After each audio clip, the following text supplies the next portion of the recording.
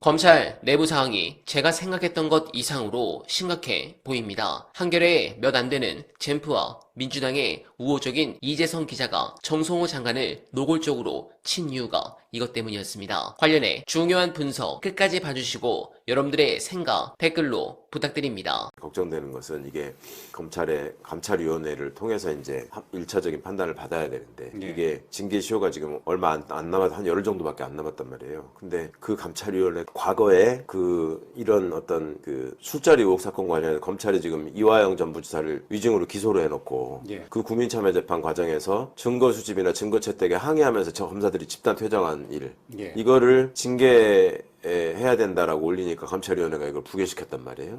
뭐 동수였다고는 하는데 찬반이 이게 이제 박상용 사건과 역시 연계돼 있기 때문에 감찰위원회가 또 제대로 판단을 할 것인가. 감찰위원회 위원들이 다 대부분 윤석열 때 임명된 사람들이라서 걱정이 있을 수밖에 없는 거죠. 이런 거를 예상하고 본인들이 저지른 잘못은 본인들이 제일 잘 아니까. 그러니까 박성재라는 사람이 내란 이후에 본인이 탄핵으로 혹은 퇴임하기 전에 서둘러서 한 게 감찰부장의 알박기 인사 아니었습니까? 그러니까 그 결과가 지금 이런 식으로 보여지고 있는 거죠. 그러니까 이 감찰부장이 제대로 된 정의로운 감찰 결과를 내놓게 하기 위해서 독립성을 부여하고 또 검사들도 눈치 보지 말고 제대로 수사해라라는 것 때문에 상대적으로 다른 행정공무원들보다 신분보장을 강화시켜 줬는데 이게 비민주적인 정권이 들어서면 아무 쓸모없는 조항이 되고 끼리끼리 막 뭉쳐가지고 나쁜 짓을 하는데 활용이 되고 민주정권이 들어서가지고 그걸 바로잡으려고 하면은 온갖 군데에서 이제 이런 규정을 내세우고 들이대면서 이걸 이제 방해하는 걸로 활용이 되고 있는 거예요. 이게 이제 민주화의 역설이기도 한데 그래서 주권자의 의지가 중요한 겁니다. 이런 일들을 이런 식으로 하고 이렇게 사실을 왜곡하고 하는 거에 대해서는 우리가 반드시 심판한다, 용서하지 않는다 이런 의지를 다지시는 게 여러 분야에서 지금 마치 이제 내란 상황이 이제 끝난 거 아니냐라고 착각하고 계시는 분들도 지금 꽤 있는데 전혀 그렇지 않다. 우리가 가야 할 길은 아직 멀다. 이걸 꼭 말씀드리고 싶습니다. 법무부 감찰관이 그러니까 과거에는 대검에서 감찰을 안 하면은 법무부 감찰관이 관여할 수 있는 일이 없었어요. 봉쇄돼 있었어요. 근데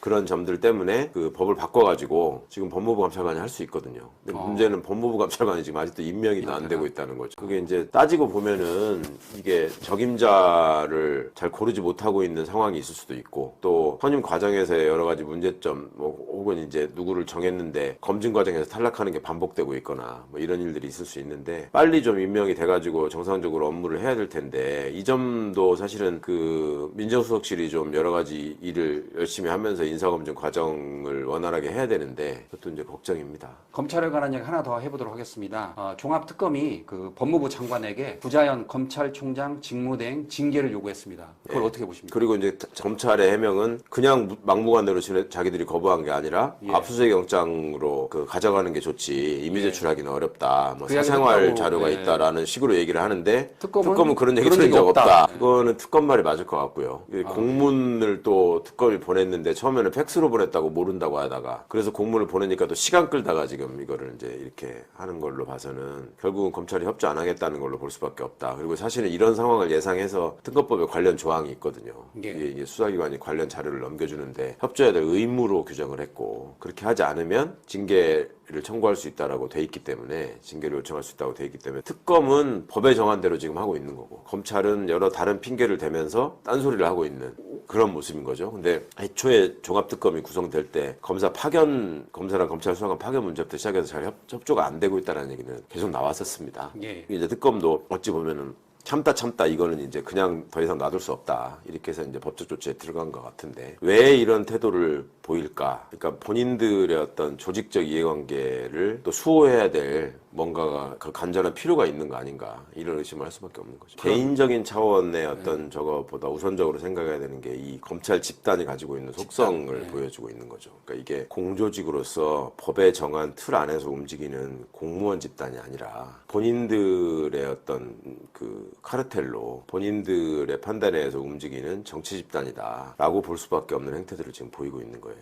법을 무시하잖아요, 그냥. 그러니까 이런 점에서 역시 검사 출신으로서 지금 검사들의 집단을 지휘해야 되는 검찰총장 대행에 고충이 어느 정도 있을 수 있다고는 봤지만 여기에 이제 이렇게 지휘권 제대로 지휘를 하지 못하고 본인도 거기에 이제 합세하는 모습 이런 것들이 검찰이 가지고 있는 조직적 속성이 본질이 뭔가 이런 거를 우리가 다시 한번 생각하게 하는 거죠. 법무부 장관 장관이 얼마나 의지를 갖고 계시느냐에 달린 문제인데 이런 버르장머리를 고쳐놔야죠. 앞으로도 계속 이럴 거 아니에요. 그냥 놔두면. 그러니까 이렇게 법을 악용하는 집단에 대해서 그냥 우리가 그냥 뭉치고 넘어가는 일이 이제 앞으로는 없다. 이거를 좀 보여줄 필요가 있을 것 같습니다. 그러니까 이렇게 정면으로 법을 무시하는 국가기관을 어떻게 할 것인가. 이거는 우리 헌정 질서를 지키는 문제이기 때문에 그냥 간단한 문제가 아닙니다. 네, 충격입니다. 법을 집행한다는 기관이 법률보다 자기들 내부 규정을 더 위에다 올려놓고 있습니다. 영장을 가져오라는 이 말의 진짜 의미가 뭔지 아십니까? 진짜로 적법 절차를 지키고 싶어서 그러는 게 아닙니다. 이건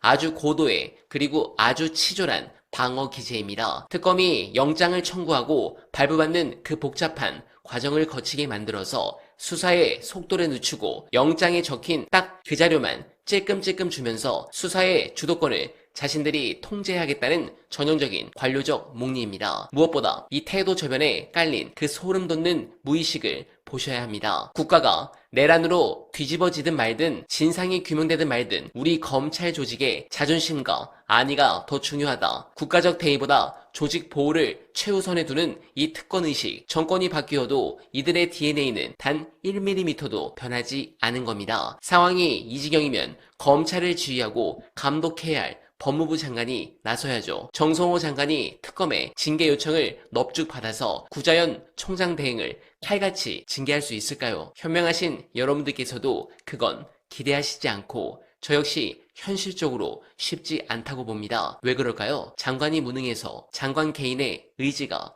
부족해서, 그렇게만 보기엔 이 문제가 너무 구조적입니다. 정성호 장관은 지금 거대한 관료 조직에 보이지 않는 벽에 둘러싸여 있습니다. 검찰은 수십 년간 끈끈하게 얽힌 정보망과 실무 장악력을 가진 괴물 같은 조직입니다. 장관이 여기서 총장 대행을 징계하겠다고 칼을 빼들면 서초동 발로 당장 수사 독립성 훼손이다. 장관이 검찰을 장악하려 한다며 조직적인 항명 사태가 벌어질 겁니다. 실무를 장악한 관료들이 폐업을 하고 보수 언론이 융단 폭격을 가하기 시작하면 그 정치적 부담은 고스란히 이재명 정부 전체의 부담으로 돌아갑니다. 장관으로서는 이 정무적 딜레마, 이 거대한 조직의 포획 상태에서 발을 빼기가 너무나 고통스럽고 힘든 상황인 겁니다. 자, 그러면 우리는 이대로 좌절하고 포기해야 할까요? 아닙니다. 그들이 목리를 부리면 부릴수록 우리는 수사와 기소의 완전한 분리라는 제도적 수술을 더 차갑고 더 매섭게 밀어붙여야 합니다. 헌정 질서를 바로 세운 위대한 주권자의 힘으로 저 견제받지 않는 권력의 마지막 숨통을 끊어내는 그날까지 우리는 결코 지치거나 포기해서는 안 될 것입니다. 여러분들은 어떻게 생각하십니까? 공감하셨다면 소중한 언알바 후원 부탁드립니다. 댓글에 고정된 내용을 통해 많은 사랑 부탁드리며 언알바는 오늘도